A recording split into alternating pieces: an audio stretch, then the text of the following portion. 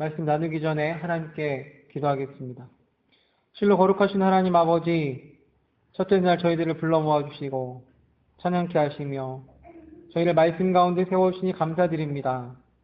오늘 이 시간 저희가 하나님 앞에 말씀 앞에 섰사오니 저에게 들을 귀를 주시고 깨달을 수 있는 부드러운 마음밭을 주셔서 아버지의 말씀 온전히 깨닫고 그것으로 교정을 받아 주께서 원하시는 삶, 주께서 기뻐하시는 삶의 모습이 될 수 있도록 저희를 변화시켜 주옵소서. 성령님께서 이 시간에 함께하여 주시어서 저희 가운데 운행하여 주시며 여전히 알지 못했던 크고 놀라운 비밀한 일들을 깨닫게 하여 주옵소서. 예수님의 이름으로 감사하며 기도하였습니다. 아멘. 주일날 아침에 성도들이 모이는 목적은 하나님을 경배하는 것입니다. 매주일날 드리는 그런 경배를 보면 때로는 정말로 우리가 올바른 경배를 드리고 있나라고 생각해 볼 만큼 하나님에 대한 경배가 계속적인 경배로 흘러가는 모습을 종종 보게 됩니다. 예배에 성공하자라는 구호가 만연한 지금 때에 우리는 성공한 예배의 척도를 은혜 받음으로 이야기합니다. 여러분, 은혜 받음이 뭡니까? 은혜 받는 것은, 은혜 받았다라고 하는 것은 아무것도 받을 자격이 없는 자신에게 하나님께로부터 엄청난 수많은 구원과 더불어서 많은 영적 축복들을 받았다는 것을 느꼈을 때에 느끼게 되는 벅차오르는 희열과 감격을, 그리고 동시에 아무런 자격이 없는 보잘것없는 자가 온 우주의 왕이신 전능하신 하나님 앞에 경배를 드리고 있다라는 감격을 바로 우리는 은혜 받았다라고 이야기합니다. 여러분, 2010년도에 그 월드컵, 남아공 월드컵 때 그 북한과 브라질의 16강 경기를 기억하시는지 모르겠는데, 그때에 화제가 됐던 것은 그 북한의 대표로 출전한 정대세 선수가 그 북한 국가가 울리는 그 가운데 계속 울었어요. 근데 그게 되게 이슈가 됐던 적이 있습니다. 그래서 나중에 경기가 끝나고 왜 울었냐라고 물어보니까 자기가 여러 가지 경기를 나왔지만 온 세계에 관심이 쏠리는 월드컵 무대에, 그리고 세계 최강팀이라고 하는 브라질 팀과 월드컵 무대에서 경기를 할 수 있다라는 그것 때문에 너무 가슴이 벅차올라서 눈물을 흘렸다라고 고백했습니다. 그렇습니다. 하나님 앞에 서서 경배를 드리는 것만큼 감격받은 것은 없습니다. 그런데 은혜 받을 때 때로는 격한 감정을 수반하기 때문에 오히려 예배를 인도하는 사람들이 감정을 이끌어내기 위해서 소위 예배를 디자인하고 기획하는 것들이 성행하고 있습니다. 그리고 대형 교회일수록 또한 잘 꾸며진 예배 시설이 있을수록 더 드라마틱하게 그렇게 예배를 꾸미고 예배를 드립니다. 물론 그게 다 잘못됐다는 것은 아니지만 거기에서 우리가 과연 올바르게 예배를 드리고 경배를 드리고 있는지를 살펴봐야 될 것입니다.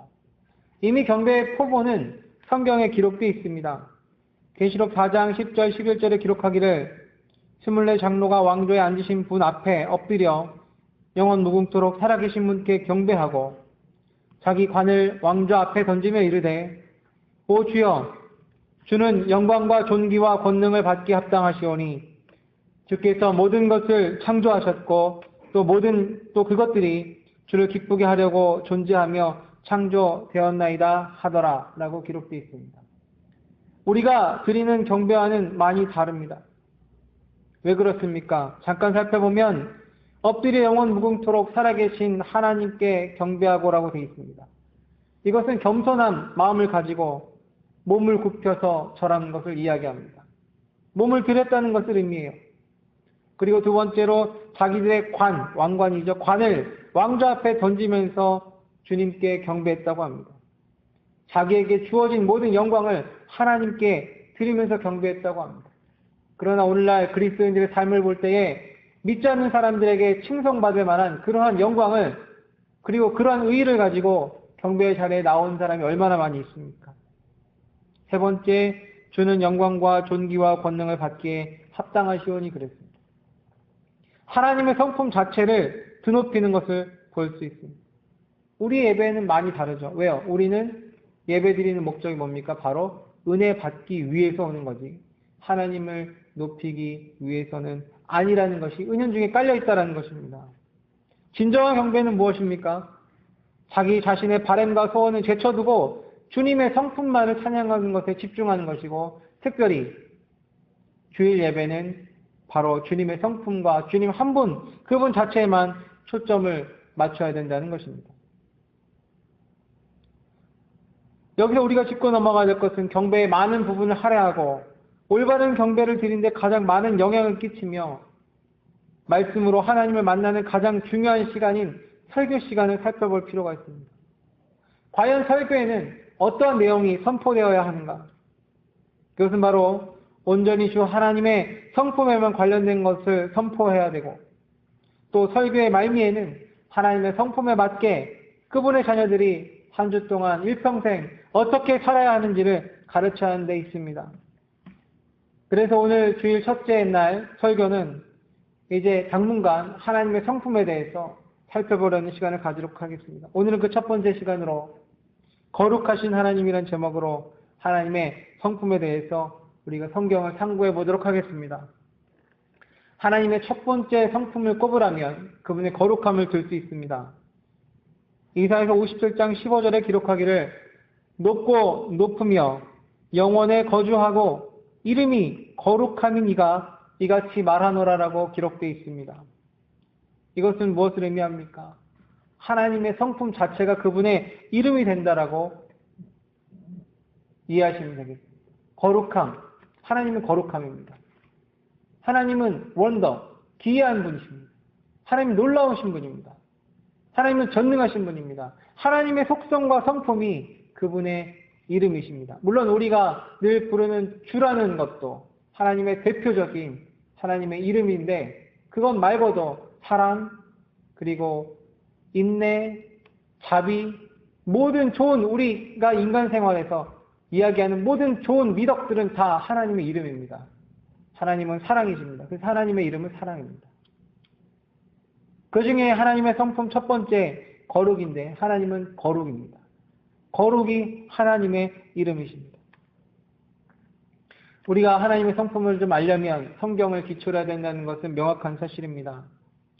하나님의 어떠하심, 그분의 성품이, 그분의 이름이 기록되어 있는 것이 바로 하나님의 말씀입니다. 시편 138편 2절에 내가 주의 거룩한 전을 향해 경배하며 주의 인자하심과 주의 진리로 인하여 주의 이름을 찬양하리니 주께서 주의 말씀을 주의 모든 이름 위로 크게 하셨나이다 기록되어 있습니다. 주의 말씀을 주의 모든 이름 위로 크게 하셨기 때문에 하나님에 대해 알려면 우리 하나님의 말씀을 알아야 됩니다. 기록하기를 요한일서 1장에 처음에 말씀이 계셨고 말씀이 하나님과 함께 계셨으며 말씀이 하나님이셨더라라고 말씀합니다. 말씀 자체가 하나님이기 때문에 성도에게 주어진 기록된 하나님의 말씀과 이 땅을 거닐고 숨쉬신 하나님의 말씀이신 예수 그리스도를 살펴보면 하나님의 성품을 우리는 알 수 있습니다. 성경에 기록된 하나님의 성품은 어떤지요? 시편 119편 140절에 기록하기를 주의 말씀은 심히 순수함으로 주의 종이 그것을 사랑하나이다라고 기록되어 있으며, 또 시편 12편 6절에 주의 말씀들은 순수한 말씀들이니 흙 도가니에서 정죄하여 7번 순수하게 만든 은같도다라고 기록되어 있습니다. 바로 하나님의 말씀은 불순물이 없는 순수한 말씀이라는 것을 우리가 알 수 있습니다. 또 에베소 5장 27절에 기록하기를 또 그것을 점이나 주름이나 그런 것이 없는 영광스러운 교회로 자기를 위해 제시하려 하심이며 교회가 거룩하고 흠이 없게 하려 하심이라라고 기록되어 있습니다.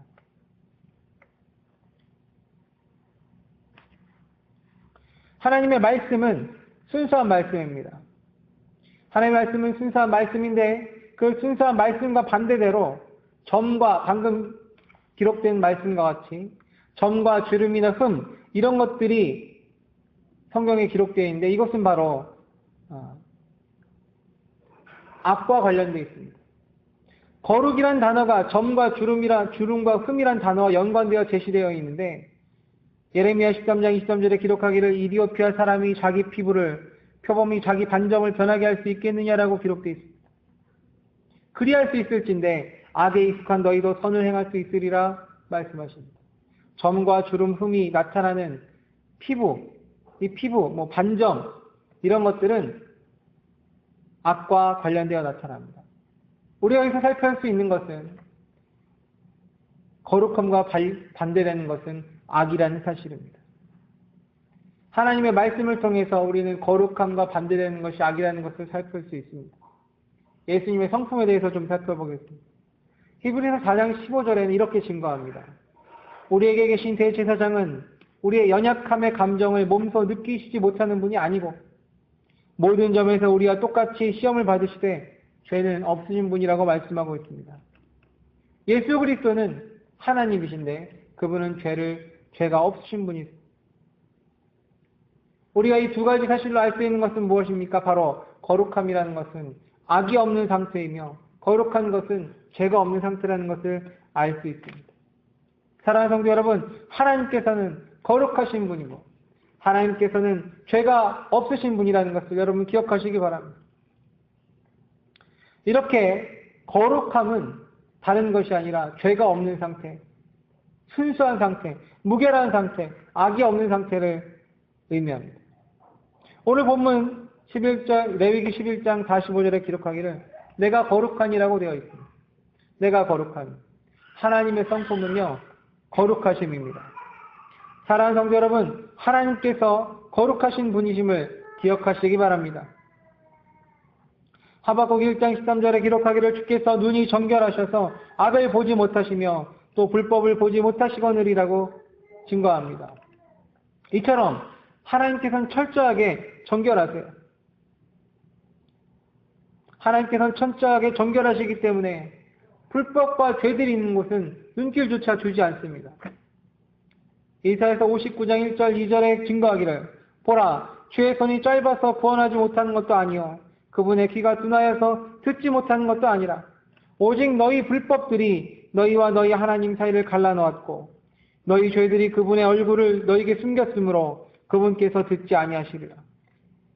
하나님은 자신이 거룩하심으로 타락한 인간들에게 자신을 계시하지 않습니다. 어떤 사람이 죄가 있다면 그 사람의 기도를 하나님께서 들으시지 않습니다. 어떤 사람이 범죄의 환경에 있다면 하나님께서 그가 계신 곳에 그가 있는 곳을 보지도 않습니다. 아인슈타인이 이렇게 말했습니다. 나는 자신의 창조물을 심판하는 신을 상상할 수 없다. 사실 그가 이렇게 말하는 것이 반기독교인들에게 좋은 슬로건이 되어서 자주 인용하는 것인데 이렇게 말하는 것은 공정하지 못한 견해입니다. 왜요? 하나님께서는 자신의 창조물뿐만 아니라 사랑하는 아들 예수 그리스도마저도 심판하셨습니다. 왜 심판했어요? 예수 그리스도께서 세상 죄를 대신 지신 대속의 사명을 감당하셨기 때문에 그분께서 당신의 사랑하는 아들이라고 할지라도 십자가 위에 있을 때에, 즉 나무에 달리는 그 동안에는 저주받은 자, 예수님께서 요한복음 3장 14절에 이미 말씀하신 대로 장대에 들려 올려진 뱀과 같이 하나님께서 여기셨기 때문에 하나님께서는 그분을 보지 않으셨어요. 심판하셨어요. 죄가 없으신 그분을 저와 여러분의 죄 때문에 심판하셨단 말입니다. 이것이 어디에 기록되어 있습니까? 이사야서 59장 1절 2절에 기록하기를 보라, 주의 손이 짧아져서 구원하지 못하는 것도 아니요 그분의 귀가 둔하여서 듣지 못하는 것도 아니라 오직 너희의 불법이 너희와 너희 하나님의 사이를 갈라놓았고 너희 죄들이 그분의 얼굴을 너희에게 숨겼으므로 그분께서 듣지 아니하시니. 하나님께서는 죄가 있는 사람에게 나타나지 않는다고 분명히 말씀했습니다. 이사야서 53장 10절에 기록하기를 그러나 주께서 그를 상하게 하시는 것을 기뻐하사 그를 고통에 두셨은즉 주께서 그의 혼을 죄로 인한 헌물로 삼으실 때에 기록하고 있습니다. 이 말씀은 아버지가 독생자를 저버리고 갈보리에서 벌을 주셨을 때를 묘사하고 있습니다. 우리의 죄를 위해서 십자가를 지시고 하나님의 모든 진노의 잔을 하나님께서 그에게 쏟으셨을 때에는 아들이시라도 예외 없이 징계하시고 벌하셨다는 것을 우리는 읽을 수 있습니다. 누가복음에는 그때 상황을 이렇게 묘사합니다. 그때 6시쯤이며 어둠이 9시까지 온 땅을 덮었더라. 하나님께서는 예수 그리스도를 외면하셨어요. 십자가에 죄를 지고 달려 돌아가시는 그 순간에 하나님께서도 어둠으로 덮어 그것을 보지 않으셨단 말입니다. 하나님께서는 아들이 갈보리에 죽어가고 있음에도 그것을 외면하셨어요. 이처럼 그분의 거룩성은 예외가 없으십니다. 성도들이 구원받기 이전에 지옥의 공포인 갈보리의 고난을 이해했다면 바로 경건치 못함과 죄에 대한 하나님의 진노의 가혹함에 대해서 깊이 이해한다는 것과 마찬가지입니다. 지옥의 두려움에 대해서 이해하지 못하고 하나님의 거룩함에 대해서 이해하지 못하는 자는 올바로 복음을 받아들이고 그것으로 인해 올바로 구원받았다라고 할 수 없다는 사실을 여러분 기억하시기 바랍니다. 사랑하는 여러분, 이처럼 하나님께서는 거룩하신 분임을 기억하시기 바랍니다. 하나님 거룩하시다. 하나님께서는 거룩하시다는 짧은 사실이지만 이것은 뒤바뀔 수 없는 것이며 하나님의 첫 번째 성품 가운데 하나입니다. 오늘 말씀을 마치도록 하겠습니다. 거룩하신 하나님을 섬기려는 자는 그러면 어떻게 해야 되는가? 그렇습니다. 주께서 말씀하신 것과 같이 내가 거룩하니 너희도 거룩할지라고 오늘 말씀합니다.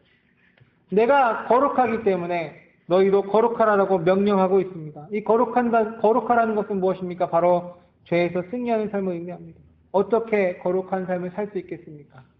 우리가 이 말씀을 받고 앞으로의 삶을 어떻게 거룩하게 살 수 있겠습니까? 첫 번째로 데살로니가전서 5장 22절에 명령하시는 것과 같이 악의 모든 모양을 삼가하라고 말씀하십니다. 또한 이어서 로마서 16장 19절에 너희가 선한 것에 대해서는 지혜롭고 악에 관해서는 순진하기를 내가 여전히 원하노라라고 권면하며 또 베드로전서 4장 3절에는 우리가 색욕과 정욕과 과음과 활락과 연회와 가증한 우상 숭배 속에서 걸어 이방인들이 하고자 하는 바를 행한 것이 우리의 지나간 삶의 때로 우리에게 족하도다라고 말씀하시면서 그런 것을 하지 말아야 된다라고 이야기합니다. 이것이 우리의 개인의 주변 외적인 생활과 사회생활에서의 해결해야 될 문제라면 우리의 내면적인 영적인 부분에 있어서 어떻게 해야 되는가? 바울은 이야기합니다. 마귀에게 틈을 주지 말라. 그러므로 너희는 하나님께 복종하라. 마귀를 대적하라. 그리하면 그가 너희에게서 도망하리라라고 야고보는 코멘합니다. 또 우리 주님께서도 마귀를 대적하는 것은 오직 기도와 금식을 통해서만이 가능하다고 말씀하십니다. 우리의 죄된 습관을 끊어내고 또한 우리의 내적으로는 영적으로는 마귀를 대적하며 마귀에게 어떤 틈도 주지 말며 늘 기도와 금식 가운데 있어 마귀를 쫓을 수 있는 영적 권위와 능력을 얻어야 될 줄로 믿습니다. 두 번째로 우리가 거룩함을 유지하기 위해서는 죄에 대해서 이겨야 되는데 그것은 바로 주의 율법을 기뻐하며 그분의 율법을 밤낮으로 묵상할 때 가능하다는 사실 여러분 기억하시기 바랍니다. 우리가 하루에 성경을 얼만큼 읽어야 되는지 물론 현대인의 바쁜 삶에서는 성경 한 장도 읽을 시간이 없다라고 이야기하지만 사실 그것은 거짓말일 것입니다. 많은 사람들이 돈을 버는 것에는 자신의 시간과 건강까지도 바치는데 성경을 읽을 때는 하나님께 자신을 내어드리지 못한 자가 너무나 많습니다. 너희가 영생을 구하느냐? 너희가 영생을 구하는 줄 알고 성경을 읽느냐? 이것이 바로 나에 대해서 증언하고 있다라고 주님께서 말씀하시는데도 불구하고 대부분의 성도들은 많은 시간을 성경을 읽는데 할애하지 않습니다. 하루에 구약을 30장 읽고 신약을 한 14장 정도 읽고 그리고 시편을 5편을 읽고 잠언을 1장 정도 읽으면 한 달이면 시편과 잠언을 통해서 매일매일의 삶의 지혜를 얻으면서 그리고 한 달 정도면 성경을 일독할 수가 있습니다. 매일 성경을 읽어가므로 이처럼 하나님의 인도하심을 얻게 되면 말씀의 물로 자신을 늘시 더 정결하게 되어 죄를 이길 수 있다는 사실을 여러분 기억하시기 바랍니다. 끝으로 사무엘은 이렇게 고백합니다. 기도하기를 쉼으로 내가 결단코 주께 죄를 짓지 아니하고 이렇게 이야기합니다. 사무엘은 기도를 쉬는 것을 죄라고 생각했습니다. 항상 기뻐하고 쉬지 말고 기도하라 그래서 하루 24시간을 기도하라고 생각하는 사람이 많은데 그것을 어떻게 하냐고 이야기합니다. 그런데 그렇게 받아들이는 것이 아니라 그런 의미가 아니라 이것은 하나님을 만나는 시간을 정해놓고 기도하라는 사실입니다. 우리가 다니엘이 왕의 조서에 도장이 찍히는 것을 알고도 하루에 3번 감사 기도를 드렸죠. 언제 감사 기도를 드렸나, 언제쯤 감사 기도를 드렸나 궁금해하시는 분들이 있을 텐데 성경에 나와 있습니다. 시편 55편에 다윗이 이렇게 고백합니다. 저녁과 아침과 정오에 내가 기도하고 크게 부르짖으리니 그분께서 내 음성을 들으시리로다라고 말씀하고 있습니다. 이처럼 정해진 시간에 기도하는 것은 우리가 거룩한 삶, 죄에서 승리하는 삶을 사는데 필요한 것입니다. 사랑하는 성도 여러분, 거룩하게 되시기를 힘쓰시기를 바랍니다. 하나님의 성품은 거룩함이라고 말씀드렸습니다. 거룩함은 죄와 악이 없는 것이고 순전하고 무결한 상태를 의미하는데 하나님은 거룩하실 수 있지만 사람인 우리들은 거룩할 수 없기에 우리가 거룩함을 유지하고 거룩하게 되려면 죄에서 승리해야 되는 삶을 살아야 되며 그것을 위해서는 악의 모든 모양을 삼가하고 악한 모든 습관들을 다 제거하고 마귀에게 틈을 주지 말고 마귀를 대적할 수 있는 힘을 키워야 하며 또 죄를 이기기 위해서 주님의 말씀을 늘 묵상하고 그것을 늘 마음에 간직해야 되며 그리고 기도하기를 쉼으로 죄를 범하지 아니하고 정해놓은 시간을 확보해서 아침과 저녁과 정오에 주님께 기도하는 그 시간을 통해서 죄에서 승리하는 삶, 거룩하게 되라는 주님의 명령을 우리가 지킬 수 있을 것으로 확신합니다. 바라기는 이 모든 것들을 마음에 품고 다짐하고 결단하여 오늘 주님께서 명령하신 것 내가 거룩하니 너희는 거룩할지니라 라고 하는 이 명령을 준행하여 하나님께서 기뻐 받으시는 저와 여러분이 되시기를 주님의 이름으로 축원드립니다. 기도하겠습니다. 실로 거룩하신 하나님 아버지, 주님께서 저희를 이끌어주시고 인도하여 주셔서 하나님의 성품을 닮아가는데 저희가 필요한 모든 것들을 행하되 시간을 타서 행하게 하시고 몸을 들여 행하게 하여 주옵소서. 악을 미워하고 못된 습관과 죄된 특성들을 다 제거하며 그리고 마귀를 대적하며 하나님의 말씀을 늘 가까이 하며 늘 기도와 금식에 힘쓰므로 우리가 주님의 명령을 온전히 지킬 수 있도록 이끌어주시고 저희가 그것을 결단하며 실행하려고 다짐할 때에 성령님께서 저희를 도우셔서 능히 그것이 많은 열매를 맺을 수 있도록 인도하여 주옵소서. 예수님의 이름으로 감사하며 기도하였습니다. 아멘.